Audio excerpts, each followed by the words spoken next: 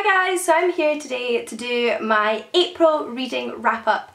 I read 6 books in total in the month of April and I'm basically just going to give you reviews of all 6, so let's get into it. So first up, I'm going to briefly mention the audiobook I finished in April, and that is Harry Potter and the Goblet of Fire by J.K. Rowling. I'm not going to say too much about this one. It was a reread for me, who knows how many times now, 200?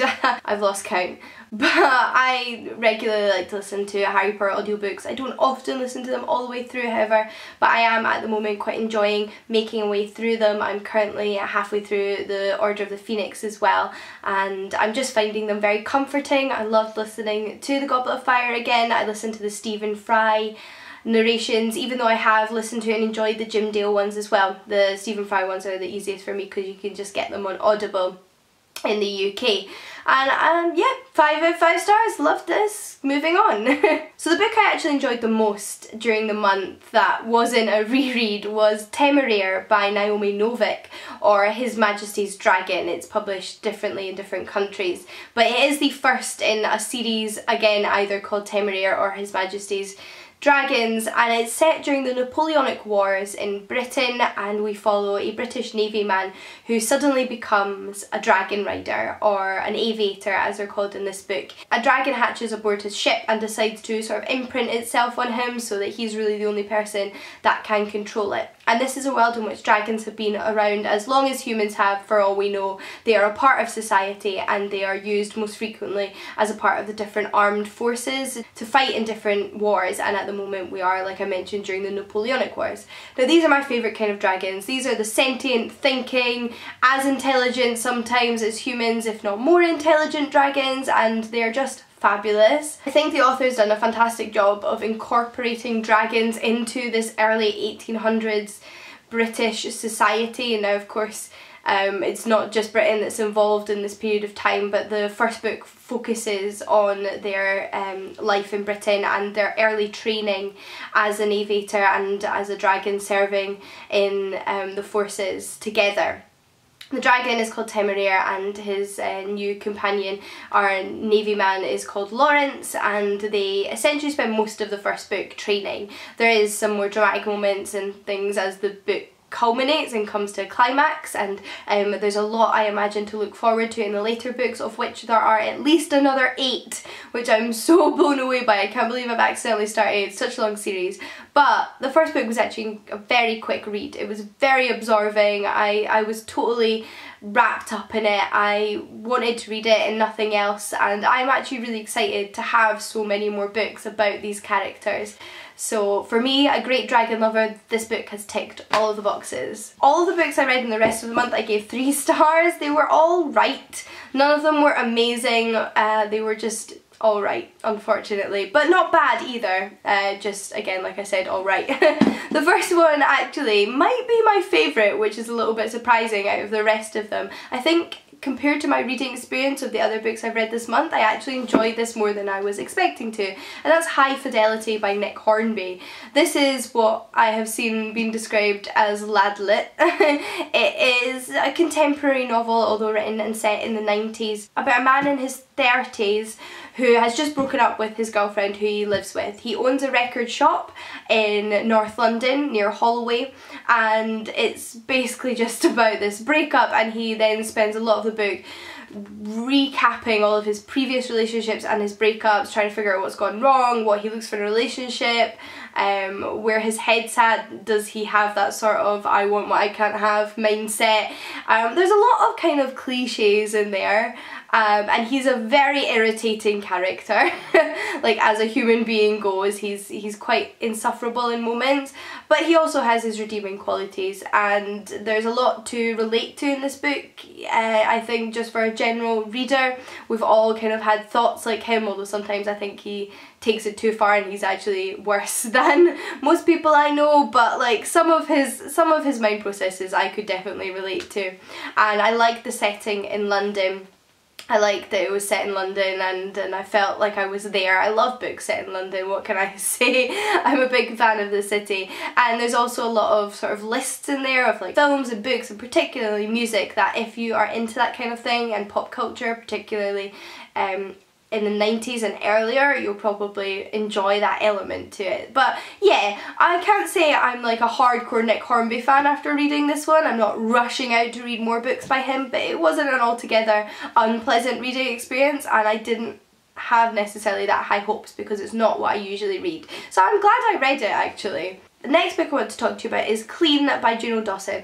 This is one I did have higher hopes for than I necessarily got from the reading experience. I'm going to try and hold it here so it doesn't flash you in the face. It's a very shiny cover, which perhaps goes to show the difference of your expectations and how they affect your reading experience. This one is a young adult novel that focuses on drug addiction. So our protagonist Lexi is an incredibly rich young woman who again lives in London and has developed a drug addiction, a heroin addiction, and at the very beginning of the book, her brother is checking her into rehab. She does not think she needs to be there, she doesn't think she's got a problem, and she doesn't want to be there, and she's very resistant at first. And then it's basically her story of rehab and of her growth as a person and her getting to know the other people in the rehab with her, all of the different teenagers at this rehab, because it's a rehab or a treatment centre for young people are dealing with different issues. They don't all have drug problems, and she's getting to know them, learning about their struggles and their problems, and they're all pretty much from very wealthy backgrounds. However, they've had a lot of privilege in their life, so they're from a certain background. And I don't know if it's just the topic that this was dealing with or my expectations based on Juno Dawson's previous novels, which I've loved, but this one just fell a little bit short. It wasn't a bad reading experience by any means. It was engrossing, it was intriguing, there was enough to keep me reading and enjoying the book, but I was expecting a little bit more. I think because it dealt with such a heavy topic, I was expecting a little bit more, and it did feel a little bit predictable, which might just be the nature of the topic it deals with, but just from the perspective of me as a reader, it didn't feel like it necessarily achieved as much as I was hoping it to. And yeah, it's not actually my favourite of Juno Dawson's novels, although I have adored some of her other young adult novels. I love her non-fiction. This one was okay, but I didn't love it as much as I was hoping I would, which is a bit of a shame. I think Juno Dawson is actually very, very good at playing with cliche and making it work for her, and usually I really like that, but in this it just didn't work, or it didn't feel as clever as her previous novels, and I don't know if that's just because I had such high expectations for it, but not a bad novel, just not an amazing one either. Another book where I also had high expectations and had really enjoyed other books by this author was Paper Ghosts by Julia Heberlin. This is a thriller novel, the latest thriller novel to be released by Julia Heberlin, and I've previously read 2 of her other thrillers. I believe she has maybe 3 out before this one, and I've read 2 of them, and Black Eyed Susans was just one of my favourite thrillers I've ever read, because I just thought the pacing was so fantastic. It had me on tenterhooks the whole time, completely absorbed.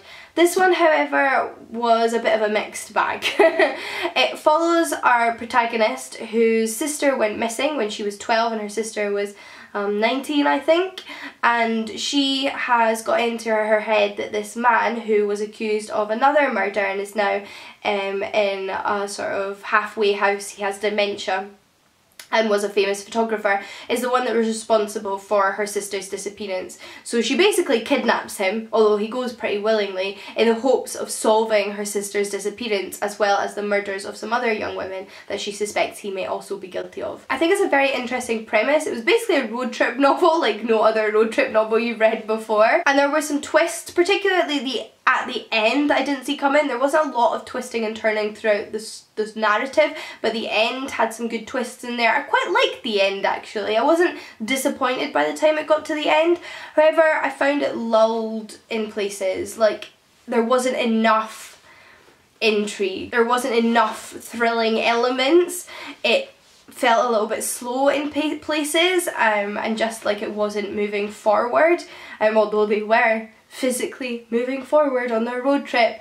It just, in moments, made me feel like what's really going on, and some of it just felt a little bit pointless. I don't know if that makes sense, but again, I didn't hate this book. It just didn't wow me, and I want to be completely absorbed and on edge when reading a thriller, and this was interesting, but I wasn't absorbed and on edge. Although there were some eerie moments and some eerie aspects and some creepiness in there that made me feel a little bit like that, but it wasn't consistent enough, unfortunately. And last but not least, I read Folk by Zoe Gilbert. This book is a little bit confusing in its marketing before you even get into it. It's often described as a novel when you read about it online, but it is far better described, I feel, as a reader, as a collection of interconnected short stories. So this whole book is set on the same island, which is an island full of folktale elements and little bits of magical realism and interesting characters, and it's so beautifully constructed. And then each story is about, say, a different person on this island over the course of time, but each story very much stands alone. They don't really intersect in apart from the characters pop in and out of them. They're whole little narratives in themselves, and that's why I'd very much say they were short stories. There's no overarching narrative, that's what I'm trying to get at. So I hope that's kind of clarified it for you. I think this book was, again, a bit of a mixed bag. There was moments of beauty in there, absolute stunning writing, gorgeous sentences, really interesting characters and images and retellings of classic folklore. There was things like selkies in there, which I love. I think because they're Celtic folklore, and I grew up reading about selkies. I love reading about kind of stories with selkie elements in them and other elements like that, which I loved. But at the same time, I didn't always find it very clear. It's like the author had an image in their head and hadn't always transferred that to the paper. It was a bit gappy in that she needed to, I think, pack it out more. There needed to be more explanation. I needed to feel more like I was there, because sometimes it just felt a little bit confusing and not very clear, and like I didn't really understand the world, or it didn't feel real to me. And this is a debut novel or collection of short stories, whatever you want to call it, so I think there's so much potential there, and I would actually check out more by the author in the future, but this one wasn't a new favourite for me. It was a collection of stories, some of which I adored and were probably 5-star stories in themselves, but others I was completely disinterested in, unfortunately. But again, like I said, a lot of potential there, and I would read something else by the author in the future. Those are all the books I read in the month of April. However, I would love to hear your thoughts on any of the books I've mentioned in this video. I feel a little bit disappointed that there hasn't been that many amazing reads for me this month. However, I have a good feeling about April. I've already started a couple of books that I'm really enjoying, and there are a couple of others I plan on reading that I think I'm going to love. So hopefully that'll be a slightly more exceptional reading month for me. If you're interested, I have already started The Diviners by Libba Bray, and think I'm going to love this series as much as I did her other series, A Great and Terrible Beauty, because it's so far been fabulous, really enjoying that. I've also started listening to the audiobook of The Mermaid and Mrs. Hancock, which I've heard amazing things about, and so far the writing is beautiful and really immersive in the historical period. I also plan on getting to Brick Lane by Monica Lee, which is the May-June pick for the Feminist Orchestra Book Club, and again this one has had a lot of praise over the years, and it's one I've been meaning to get to for a long time, so I have really high hopes for it. But again, let me know if you have any thoughts on any of the books I mentioned in this video, and until next time guys, happy reading. I'll see you all again soon. Bye!